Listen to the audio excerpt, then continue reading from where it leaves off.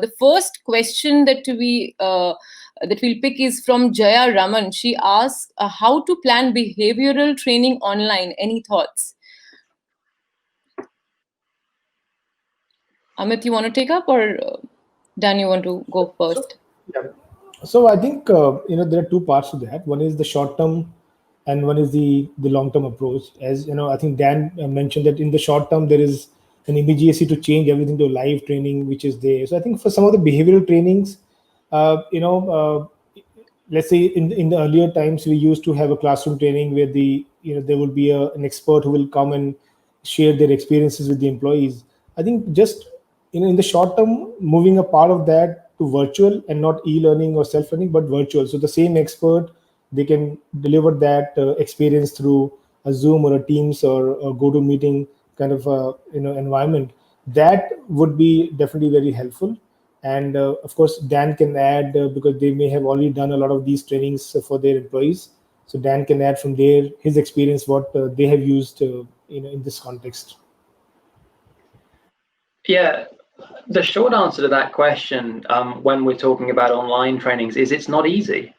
Behavioral change is not affected most effectively when you've got someone sat at home in front of a computer. It's that simple. So one of the biggest challenges that we have to overcome is how we think about giving people scenarios and environments and situations where we might be able to provide them with a concept, or here's how we want to take your behavior from A to B. But unless you have the chance to apply that, it's very likely that what you're turning your behavioral change training into is a tick box exercise where you display some learning points and then you go, fantastic, their behavior has changed. And then they get out into the real world and actually it hasn't. So you've got a number of options at different tiers. As Amit said, a ideal situation might well be that you run whether it's role play or whatever, scenarios where you've got people connecting on calls together, and you're exploring different behavioral models. You're looking at the impacts of those behaviors. The most important thing is, giving people a reason to want to change their behavior. So incentivize them, demonstrate, the outcomes of doing things correctly versus the outcomes of doing things incorrectly. And one of the projects that we worked with Upside on a couple of years ago was how we could build some online material that supported one of our big service culture training programs. So we have a really successful program that is delivered as a face-to-face workshop, a full-day workshop for our frontline staff. So again, cleaners, security guards, food services assistants, and how to ensure that they're delivering the best possible customer service. And obviously a huge part of that kind of training is going to be behavioral change. And the best way that we could kind of chunk down these, a full day workshop into something that could be delivered online, because you're not doing 8 hours of e-learning,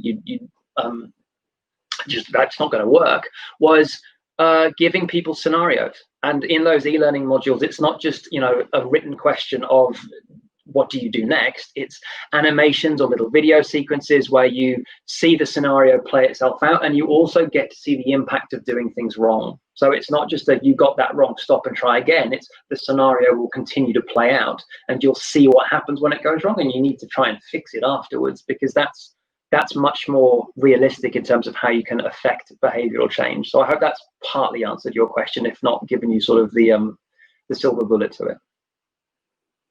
Great. Moving on to our next question. I think it's a very relevant question, which a lot of, companies would want to insights on. Charmi here asks, could you please share your suggestions on how can a company start digital learning with limited financial obligations? Can you share some action points to create an environment of learning digitally? So I think in today's world, there are a lot of options available, where the financial obligation really may not be the stumbling block. All the tools, and I'm sure, like us, a lot of companies that we also have, we're sensitive to the fact that people are going through a big change. So, from a financial standpoint, we do our best to make sure that, because our objective is that customers can use good solutions for their employees' development. I think more than the financial obligations, it would still be a key to list what really you want to do in the short and the long term. and then implement the right solutions mix, because the solution may not be available in one or two tools. It may need to be a kind of an ecosystem for communication, collaboration, learning. But yes, I think from of course we have multiple options for customers, even with small user bases, and where the financial and we have not seen the financial becoming a kind of an obstacle in employing somebody like us to help with their digital learning. But there are a lot of options available. So I think, but before then, I would advise that it will be better to plan and think, and then invest money in what they really want. Otherwise, the money spent may not really be of any use, and then it may become a bigger financial obligation to reinstall everything and re-implement everything new. Do you know what?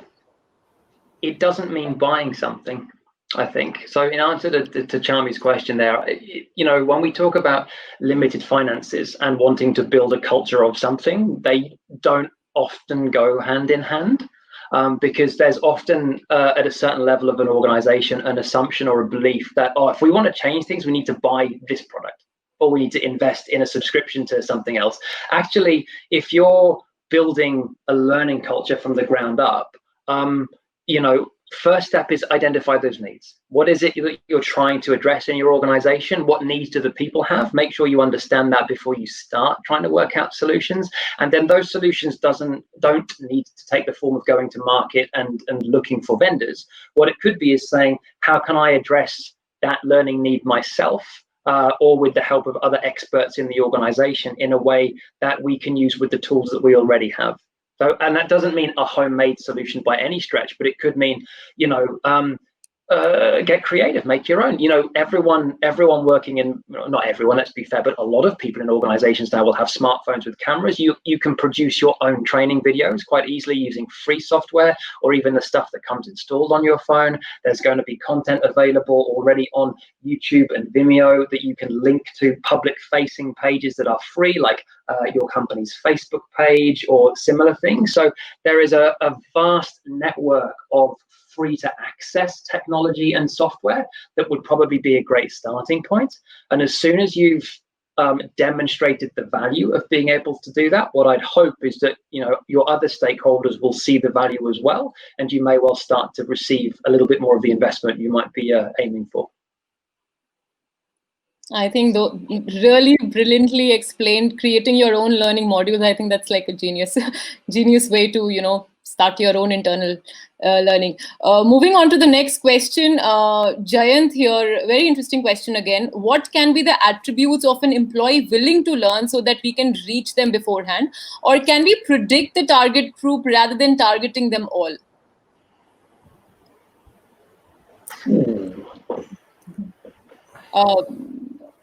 Amit, do you want to go? Or yeah, go ahead. No, I'll try, because it's a multi-part question, and I think there's a context behind the question which we may not be aware of right now.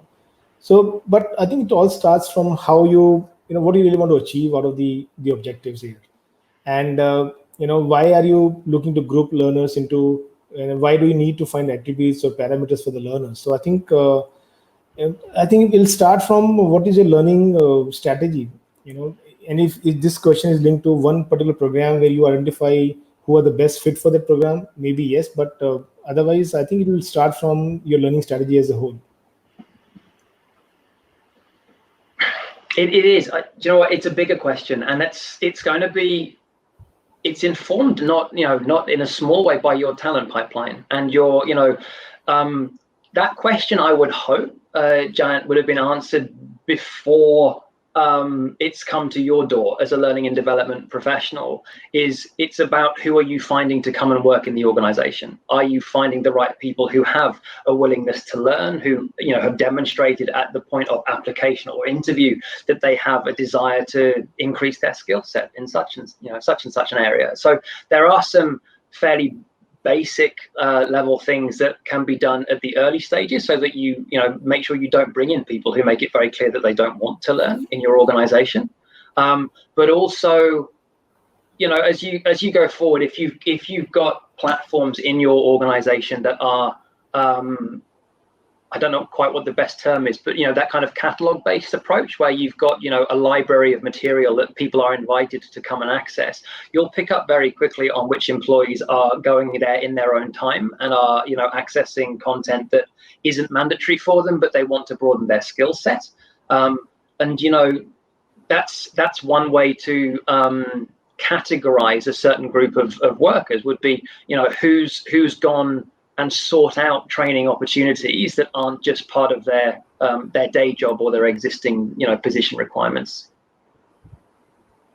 Okay, great. One last question. I think we're running out of time. I'll quickly take Neha's questions here. How do we measure impact of e-learning program? Is it even possible? For an 8-hour workshop, we never measured impact, and there is always a constant pushback. Measuring impact. Amit, you want to take this first? So I think it's one of the most difficult areas in the learning domain, and not because. So I think it is. I would say it's from our experiences, we have spoken with a number of customers. It's not important to measure impact within the same day of training, because all training activities, they impact last longer than just a day. Some of the activities may have an impact 3 months down the line, and it's a gradual change. If it's a behavioral training, the change may happen in the next 6 months. The impact may appear in the next 6 months. So I think in my experience so far, the idea will be to look at impact points outside the training. Look at the job they are doing, and also the impact measurement starts well before your training activities. You have to start measuring certain parameters, even let's say a couple of years before you start doing some training activities, so that you have a benchmark of some factors, and they are still not very accurate and very defining, but the impact has to start way before the training happens. So you start creating some parameters you want to really measure impact. For example, employee revenue per employee, or for a certain profile, you want to measure the time spent in an activity, and then you do some training. Then after 3 months, you again measure that time spent in the activity. And this also, the underlying factor is that in those 3 to 4 months, things may have really changed. Like COVID happened within a day. So how do you even measure that with the same benchmark, which are now no more relevant? So it's a little difficult thing to measure. But yes, some measurements can be done, but they have to precede before the training, much before the training. That's my take on that. No, I'd agree. I think that's a really fair point. It's anytime. Look, if you can write a successful theory on how to measure the impact of L&D activities, you are going to become an incredibly successful person. Because one of the challenges that I think a lot of L&D professionals face in their organization is, well, what was the impact of that program? How do we know that it's working? How can we measure the specifics of this one element of an employee's development, when obviously their entire work life is going to be impacting their performance, their engagement, and so on. So it's always going to be hard to quantify. I think what Amit focused on there was know why you're doing the training in the first place. What are you trying to improve? Is it just there because it has to be and there's a compliance exercise, or are you trying to drive one of your business metrics to move from A to B? And accept at the other side that, yes, okay, great, our metric improved. It moved past B, in fact. Can it be attributed solely to a piece of e-learning, or is it part of the culture in which that e-learning is presented? Has there been new leadership, a new, policy or guidance or whatever it is that's come into play? At a more realistic level, because I want to try and answer your question without going, that's just a really hard question. The process of gathering feedback from individuals is probably going to be one of the simplest ways of doing it, at a systemic level. So it could well be, as often you'll have in an LMS platform, they've just finished, give us your feedback on that. And at a base level, that's often a rate it from 1 to 5, 1 to 10. It could be that you prompt them to make a commitment, whether that's part of the module or in the system that's hosting it, saying, what are you going to change tomorrow as a result of doing that training? And then using that information to nudge them 3 months later and go, don't forget, you made a commitment to do this. Are you still doing it? And if you've got, I don't know, a piece of training that you'd like them to do, maybe it's an annual training or not, you can prompt them 12 months after they've done the original e-learning. hey, don't forget, you did this training a year ago. Has it stuck with you? Remember that these are the key points. How many of these do you think you've adopted in your everyday practices today? So I think we just have to be honest and go, it's rare that you're going to be able to point at 2 dots on a graph and go, our e-learning module moved us from A to B. But what you will be able to do is get probably more qualitative feedback from your employees to find out whether or not they are taking away the learnings that you want them to, because that's all really that you're going to achieve with the learning itself. The actual organizational change is going to be part of a bigger picture.